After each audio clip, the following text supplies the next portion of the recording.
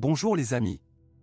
Parmi les trois moteurs, 2,4 L143 CH, 2,5 L117 CH, 4,0 L177 CH, le moteur 6 cylindres de 4,0 litres mérite les meilleures recommandations.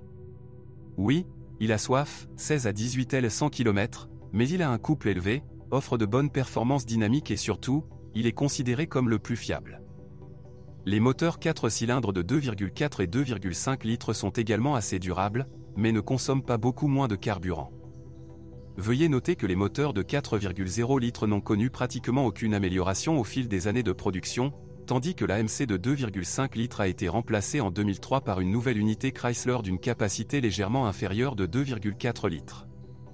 Les unités diesel ne sont pas disponibles pour le Jeep Wrangler. Après 200 à 300 000 km, le radiateur peut fuir ou le thermostat peut tomber en panne. Il y avait plusieurs transmissions, dont une automatique à 3 et 4 vitesses. Certaines versions étaient équipées d'une transmission manuelle à 6 vitesses de Mercedes. L'embrayage des transmissions manuelles peut parcourir plus de 200 à 250 000 km. Toutes les machines sont très fiables. Il faut généralement procéder à des réparations après une noyade hors route. Le système de transmission intégrale est le plus simple.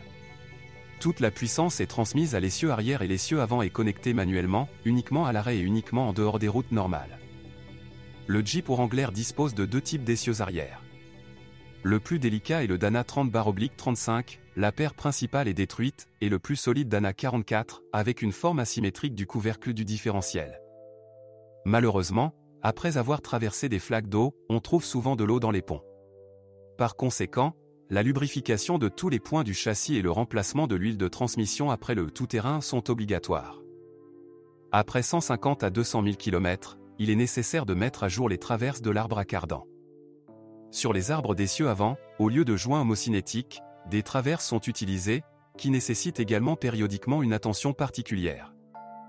Avec l'âge, les joints de la boîte de transfert, des arbres de roue et des tiges d'essieu commencent à se corroder.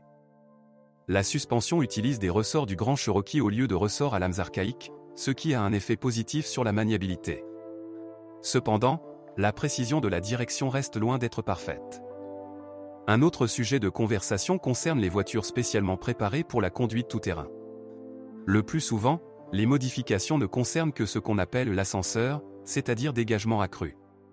Cependant, un tel réglage sans modification du mécanisme de direction entraîne une usure prématurée de ces éléments, en raison d'un fonctionnement sous des angles inhabituels.